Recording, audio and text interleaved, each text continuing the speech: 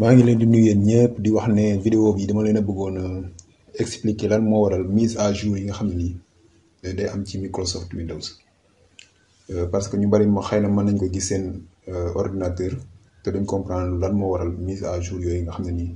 mooy am ci Microsoft Windows. Microsoft Windows système d'exploitation la système d'exploitation nag je pense que expliqué woon naa ko moom mooy waral ordinateur bi mën a dox daal maanaam boo doon comparé système d'exploitation ak oto mi ngi mel ne oto boo jëloon moteur bi moom mooy li nga xam ne mooy dawal oto bi moteur boobu mën nañ ko comparer ak système d'exploitation. léegi Microsoft nag ñëpp xam nañ dafay spécialisé wu ci defar système d'exploitation ñu di ko wooyee Windows. léegi Windows yi nga xam ne moom lay génnee léeg-léeg mu génne ko ci ay ñaari at wala en tout cas périodiquement daal day génnee ay Windows. léegi Windows yooyu noonu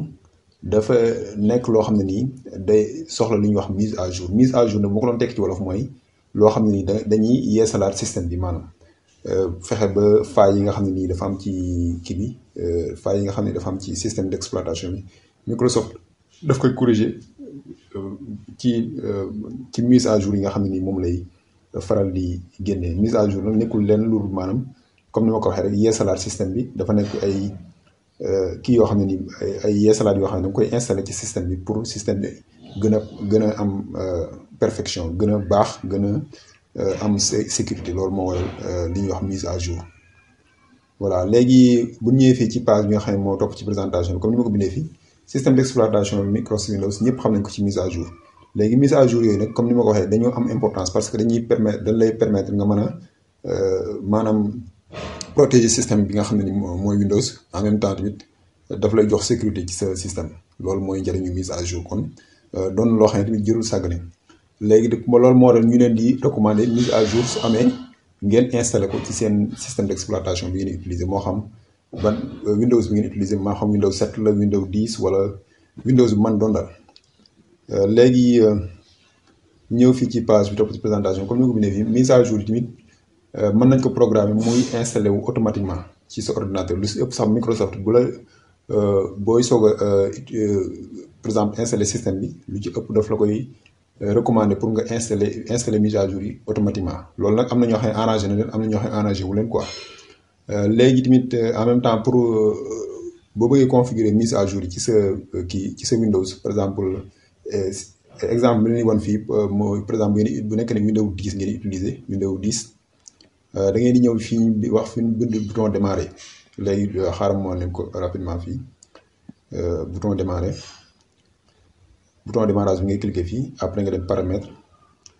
léegi soo demee paramètre après nga dem fii ba wàccee nii da am na fu ñu bind mise à jour et sécurité foofu ngay cliquer mooy fi ñu bind Windows update ci suuf nii après boo fa cliquer nga gis ni recherche des mises à jour machine bi may utiliser na machine virtuelle la ni ngeen ma comprendre moo tax mise à jour bi gën ñu ko def parce que lii pour ay démonstration moo tax ma utiliser machine bi après xam naa dinaa def yeneen vidéo pour wane leen machine virtuelle la ngeen ko mën a installer ci seen par exemple ordinateur. léegi da ngeen ñëw fii option avancée waaw boo ñëwee fii nii gis nga ni automatique dafa def automatique choisir le mode d'installation des mises à jour ça veut dire automatique li muy signifié mooy mise à jour su amee rek système automatiquement da koy installé. loolu nag comme ni ma wax am na ñu mu arrangé par exemple bu nekkee ne connexion internet bi nga yor dafa yéex wala da nga ko bëgg a sakkanal wala demee noonu te mise à jour yi day jël kii bu connexion bu bari léegi dama leen di conseiller nga dem fii ci option bi ñu bind m'informer de planifier un redémarrage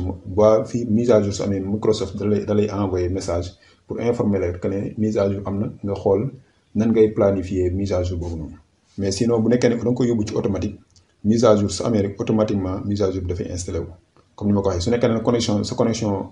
doy na et puis du yàq sa liggéey parce que comme ni ma ko waxee mise à jour mën na la fekk foo xam ne tamit booy liggéey sa ordinateur mise à jour automatique bi du la arrangé loolu tamit moo tax am na ñu mu arrangé wala comme ni ma ko waxee te tamit dafa laaj connexion bu bari loolu tamit leen ko bàyyi xel daal. léegi loolu laa noonu naa leen koy indil comme information. léegi bëggoon terminer mooy mise à jour yi nekkul ne loo xam ne nii lu parfait la mën nga def mise à jour bi indil la problème léegi su nekkee def la indil problème par exemple ce système ni mu doon doxeetul noonu mu leer na la mise à jour bi moom mooy indi problème yooyu mën nga dem ci restauration li ñuy wax restauration de système léegi restauration de système nag pour mën dem fa bu ñëwaatee fii ci Microsoft Windows 10 bi ma yor nii comme exemple mën ngeen tapé fii restauration boo ko commencé tapé automatiquement gis nga ni restauration voilà restauration gis nga ni mu ne la restauration des fichiers foofu ngay cliquer restauration des fichiers gis nga ni après fii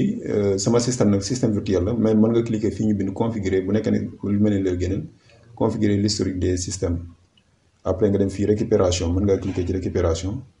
boo fa cliquer nga dem ci ouvrir restauration du système voilà boo fa cliquer comme ni ma wax système bi ma yor nii système pour uniquement pour démonstration mais normalement su nekkee noonu fekkoon na nga installé mise à jour bi da nga mën a cliquer fii ci suivant pour mën a dem xool par exemple restauration restauration yi point de restauration yi nga am parce que day am point de restauration par exemple saa yoo installé programme boobu noonu Microsoft Windows dafay def benn point de restauration par exemple bu nekk na tey jii le 23 ma installé benn programme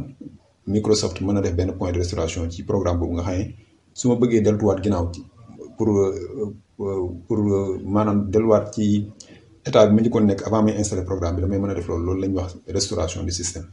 loolu nag comme ni ma la waxee ni ma leen ko waxee mën ngeen ko def su nekkee ne da ngeen a installé mise à jour ba pare mu indi leen ay problème loolu daal laa ne woon naa leen ko indil comme information di leen jaajëfal yéen